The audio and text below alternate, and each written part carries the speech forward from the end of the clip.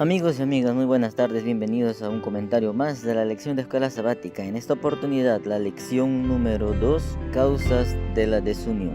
Veamos el texto base de esta semana que se encuentra en el libro de Proverbios capítulo 9, versículo 10. El temor de Jehová es el principio de la sabiduría, y el conocimiento del Santísimo es la inteligencia. Dios quería que su pueblo fuese santo y que fuese testimonio a las naciones que lo rodeaban. La santidad de un hijo de Dios se manifiesta en la obediencia y fidelidad a Dios. Esta semana veremos cuáles fueron las causas de la desunión en el pueblo de Dios, siendo la desobediencia una de ellas. Mientras el pueblo de Israel permanecía fiel y obediente a Dios, estaba lleno de sabiduría. Pero veamos qué dice Jeremías 3:14. Convertíos, hijos rebeldes, dice Jehová, porque yo soy vuestro esposo, y os tomaré uno de cada ciudad, y dos de cada familia, y os introduciré en Sion. Dios había prometido bendiciones y prosperidad a su pueblo, si ellos permanecían fieles. Mientras Israel era fiel a Dios, Dios los bendecía abundantemente. Pero la rebeldía de Israel provocó que Dios no pudiera bendecirlos. No obstante, Dios siempre los llamó al arrepentimiento. Entonces, la primera causa de desunión en el pueblo de Israel para con Dios fue la rebeldía. El pueblo de Israel fue muy rebelde al llamado amoroso de Dios. Jueces 17:6 nos habla de otra causa para la desunión en el pueblo de Israel. En aquellos días no había rey en Israel, cada uno hacía lo que bien le parecía. Algunas veces Israel se arrepentía y se volvía al Señor de todo corazón. Cuando esto ocurría, Dios los recibía con amor y los bendecía. Pero una y otra vez endurecían su corazón y en lugar de hacer lo que Dios ordenaba, hacían, como dice el texto que leímos, lo que bien le parecía. A menudo, cuando hacemos lo que nuestro corazón cree que está bien, nos encaminamos al error y sus consecuencias muchas veces pueden ser fatales. Entonces la segunda causa de desunión es hacer lo que a nosotros nos parezca bien. Veamos la tercera causa de desunión que se encuentra en Primera de Reyes, capítulo 12, versículo 8. Pero él dejó el consejo que los ancianos le habían dado y pidió consejo de los jóvenes que se habían criado con él y estaban delante de él. Este texto hace referencia a la historia de Roboam, hijo del rey Salomón. Roboam, como nuevo rey, recibió a algunos representantes de Israel, junto con Jeroboam, que le pidieron aliviar la carga dura impuesta por su padre, el rey Salomón. Roboam pidió consejo a los ancianos y asimismo a los jóvenes que se habían criado con él. La necia elección de Roboam nos enseña cuán perjudicial puede ser escuchar el consejo de jóvenes inexpertos, de jóvenes que no han tenido la oportunidad de vivir lo que las personas ancianas ya lo hicieron. Y lo más triste es que la Biblia menciona que Roboam hizo caso de jóvenes que nunca habían trabajado en su vida, porque la Biblia dice que se habían criado con él. En otras palabras, no conocían la dureza y el sacrificio que significa trabajar. Roboam, con la necia decisión que tomó, causó una gran división en Israel.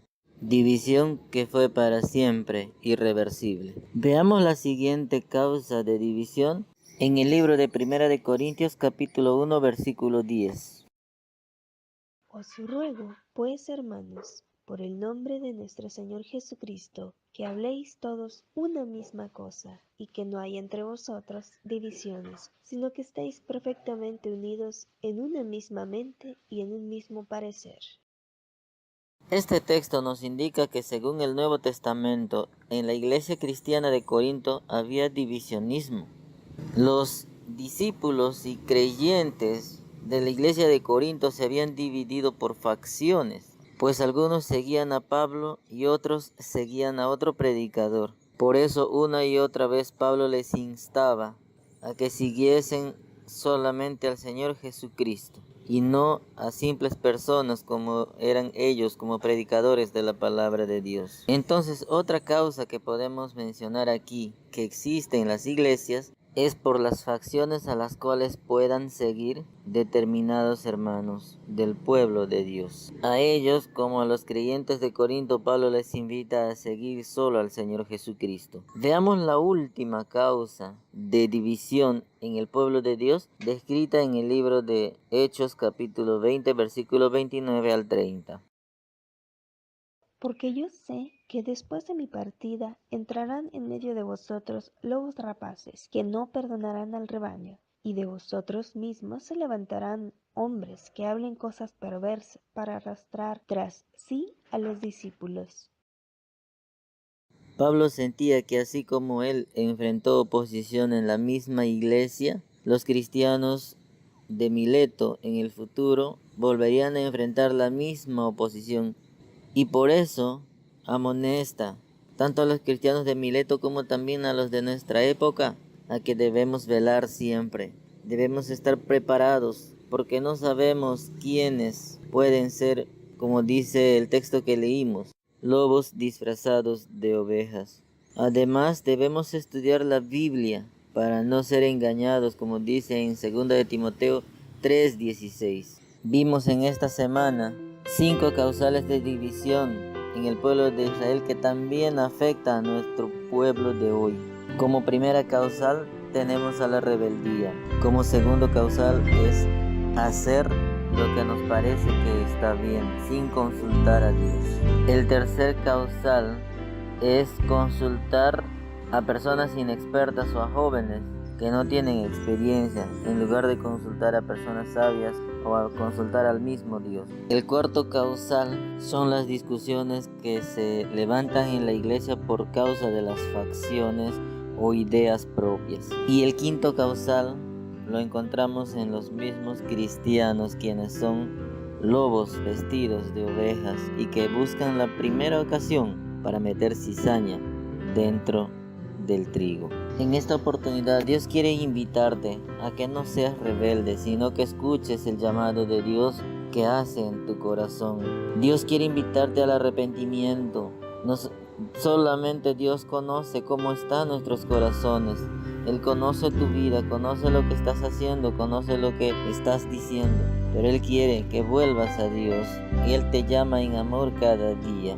Cuando tengas algún problema, alguna dificultad, busca consejos de personas que hayan vivido la vida, de personas que tengan experiencia, pero sobre todo, busca el consejo de Dios.